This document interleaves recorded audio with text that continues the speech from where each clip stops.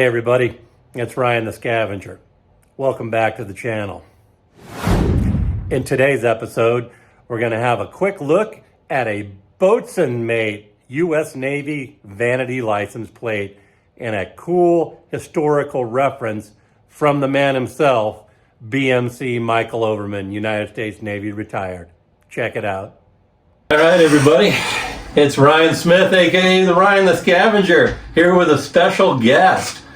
BOSNM8 Chief Petty Officer retired, Michael Overman, my buddy from my reserve days. How's it going, brother? Good, brother. How are you doing? All right, all right. Drove all the way out to Lincoln here to see him today for a special BOSNM8 license plate, man. He thinks I'm crazy that I drove all the way here. Hour and a half. Hour and 45 minutes for a license plate. For a license plate. I'll do anything. That's why Crazy, man. The main niche of the channel is license plate collecting and scrap metal collecting. And hey, this is metal too, right? Yeah, we got two of them here actually. Check it out. We got one of the old style metal arc and one of the sewer bases. So two of them. Just a little history on that. It took me almost 20 years to get that license plate because somebody in western Nebraska had it. Really? 20 years, yes. So I had a friend down at the State Department when I worked for the state. I said, keep an eye out for this because I want this license plate whenever it comes available. And that friend called me. They were getting ready to retire, as a matter of fact, from the state.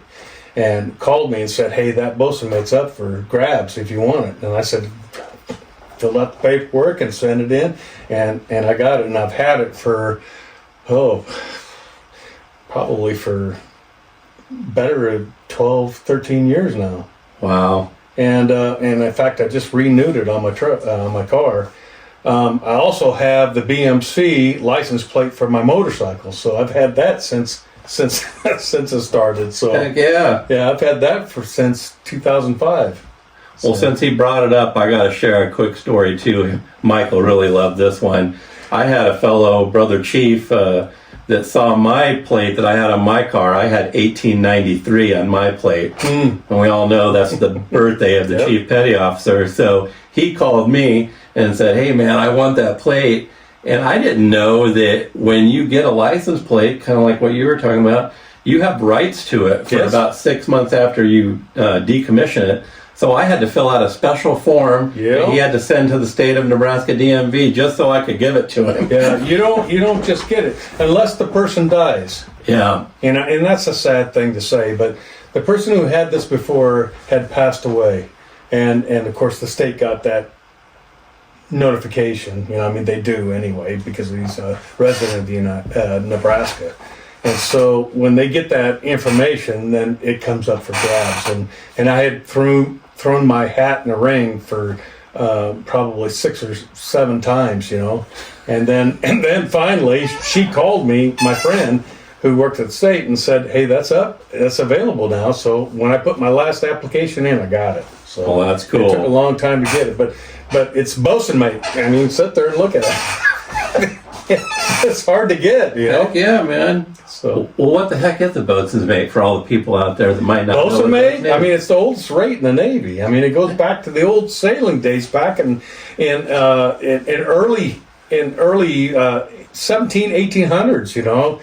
You had a bosun on the ship who was the second in command to the skipper, and everybody reported to the bosun, and so they were all his mates, it was his mates. It could be her mates today, but it was his mates at the time. Now, and BOSNM8s, are they just supposed to be grumpy old people? Is that just natural? That comes along with the rating,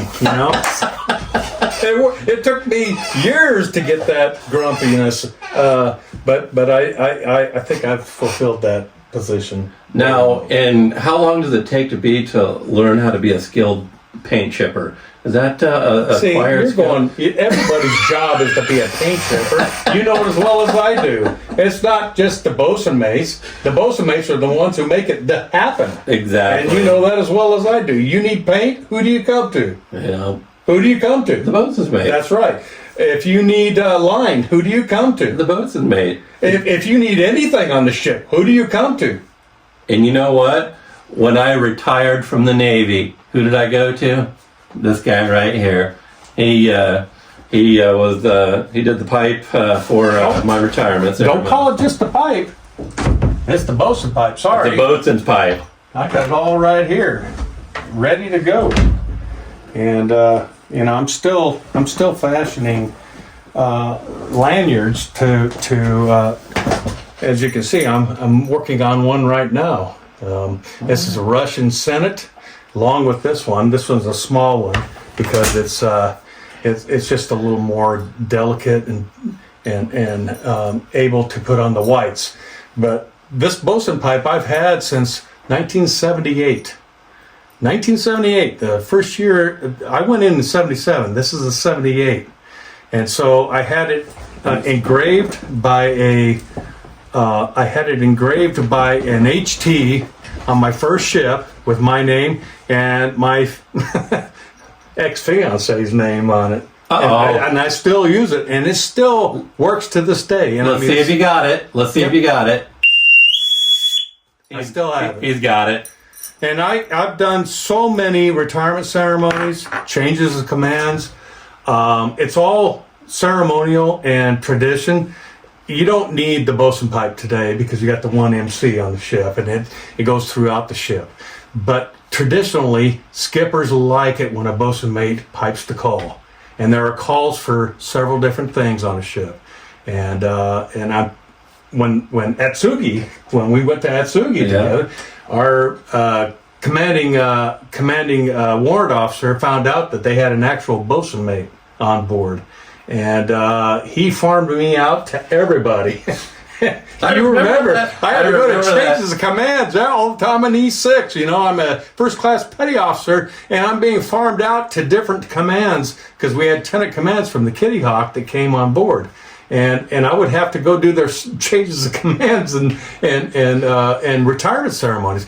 I even got called up by the Marines at Camp Fuji to go do a retirement ceremony for a gunny sergeant.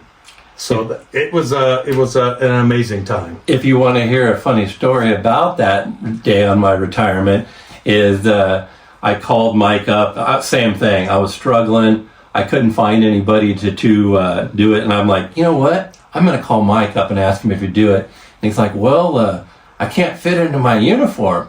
And I said, well, what size are you? So we measured his neck again, and I went down and I got him because I was at personnel command, and there's tons and tons of chief there. I went and got him a free dress white, so he put on the dress white uniform, just special. Actually, we were in dress blues. It was dress blues. No, I got pictures of it. We're in dress blues. It was whites. No, we were in dress blues when we went up to Omaha. Oh, no, I'm referring to my retirement ceremony. And my shoes blew apart, remember? Yeah. My brand new Bates white shoes for the chief, the heels disintegrated. And that is a common problem still to this day. Yeah, still to this day. So, I don't have white shoes anymore. We got another funny story. You want to tell it about the colonel from the Marine Corps when we did it? You got to tell this story. You do it better. So my gosh. So we do this retirement ceremony, and it was for a boatswain's mate chief, and he wanted to make sure they had boatswain's mates there. So they had the chief there. I was a second class at the time, and then we had another boatswain mate first class friend of ours, Len Hodson, that came along. And anyhow, his father of the guy that passed away was a colonel in the Nebraska National Guard, I believe it was. And when he did the boatswain's mate pipe at the retire, that's the other unique thing. He wanted the boatswain's mate pipe at this funeral, which is not a normal routine, but we're like, we'll honor that request. And when he said that, or he did the boatswain's pipe, oh my God, he let out the biggest hoo-yah, and all of that somber silence scared the shit out of most of us. And we were like, that was so cool, but I've always remembered that. Yeah, we piped him over the side. You know, that's what it's called. It's piping him over the side, and that was the final farewell to him. You know, fair winds and following seas to our fellow departed. You know, so that was cool. We did a lot of those ceremonies. Man, how many funerals do you think you did over the years? Oh, jeez. countless. I mean, it's hard to remember how many I've done, but those guys who have served our country and provided the safety and security and freedom for everybody. I mean, life has a meaning the protected will never know that the people who served our country do know. Yeah, brother. It's quite a unique fraternity, as I would probably call it. Hell yeah, brother. When we go out and you don't think about it at the time how important it really is when you're out there having on liberty and having fun and everything. But when you come home and you start reflecting, we did a lot of things. I almost 30 years of my life. That's over not quite half of my life now.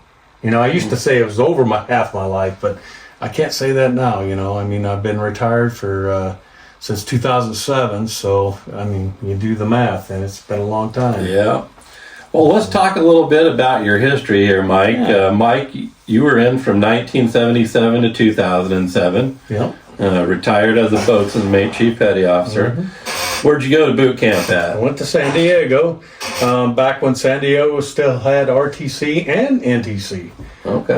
They've since realigned everything, during the Clinton administration, and most of the West Coast is gone, and so RTC and NTC San Diego is no longer there. But the Marine, which was we sat there and watched them from Recruit Training Command, they were sitting there running 5 miles, and we sat there and watched them in the Navy. That was the day. So, but they're still there. Okay. The recruit training command for the Marines. Did you go to A school? I did go to A school. I went to fire control technician school and made it through and went to my first ship on the West Coast. Actually, I went to a ship first, and then I went to school. And so my first ship was the USS Milwaukee out of Norfolk, Virginia, out of boot camp. Okay. And then, and yes, we had old Milwaukee on the ship. All right. Yes, we did.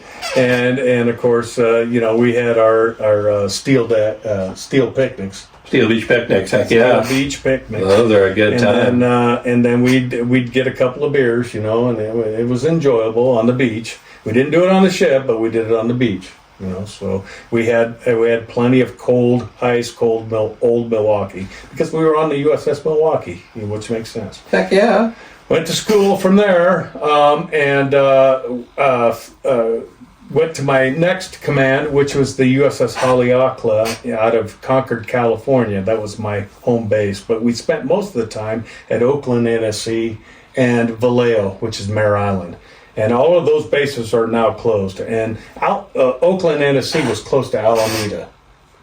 Were you a fire controlman then still? I was a fire control technician then. Okay. And then I went on the ship and I was watching the BOSNM8s make rank because they're rate captains down there doing all this underway replenishment. And I said, I want to do that because I wanted to make second class. And so I went and talked to the Master Chief, the senior enlisted advisor of the ship, and he says, you don't even need to go to the review board. You're a fire control technician, third class. He says, if you want to do that, I'll just put the paperwork in and you'll do it. And so I became a third class BOSNM8 right there and then. From there, it was just right up the line. Easy peasy. And then I finally made chief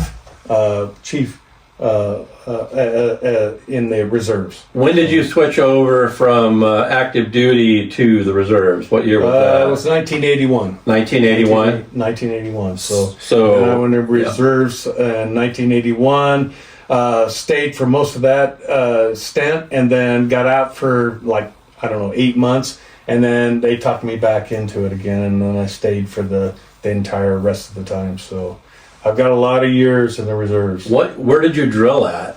Well, I started drilling at the Reserve Center on 10th Street, which is the Quonsets, across from the Army Reserve, and we closed that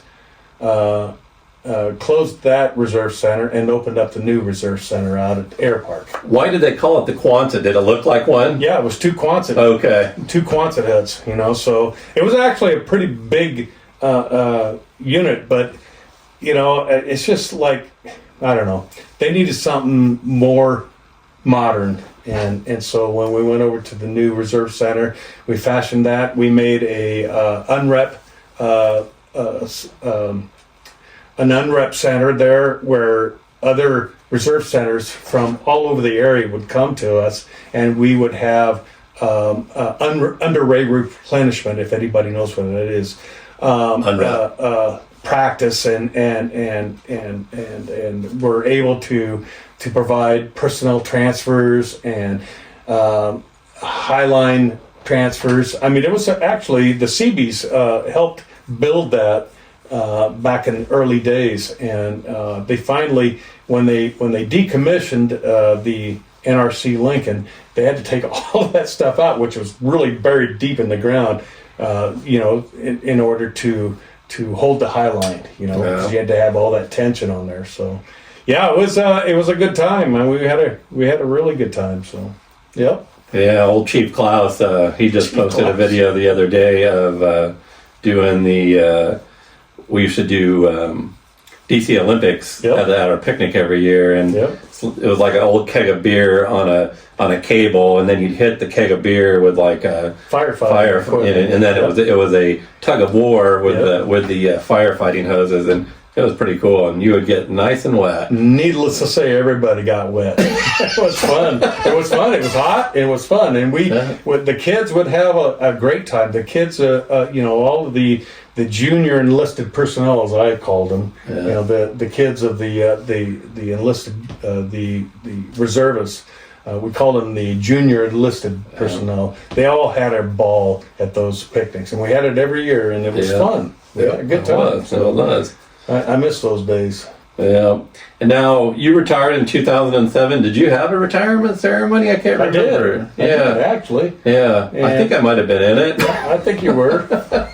Those were the days, wasn't it? That was a minute ago. Yeah. That was. Back in July of 2007 is when I retired, and it was a solemn moment for me. Yeah. You know, I mean, you know, you spend all this camaraderie time with all of your friends and the people you've grown up with, you know, I mean, and it actually is. It's all about growing up with them.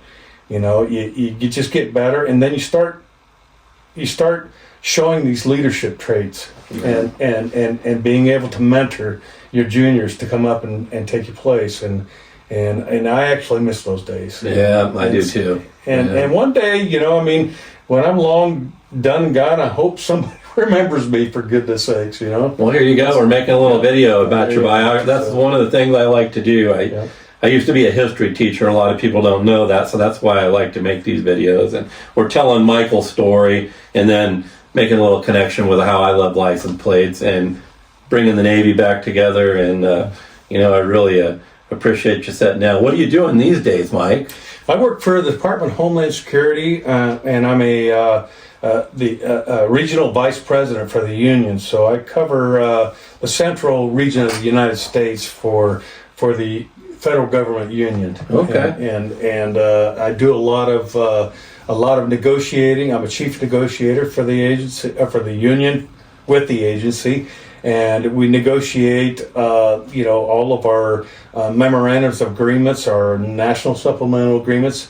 We just ratified and agency head approval of our contract. And so, you know, I take great pride in everything that the Navy has taught me to be able to communicate with our agency leaders. It's just like talking to our senior leaders in the Navy. You know, if you're respectful and you bring your wealth of experience to them, they're going to listen to you, and they usually end up listening to you. So, and that's what the enlisted personnel, the senior enlisted personnel, are for, is to guide and train those junior officers to be excellent officers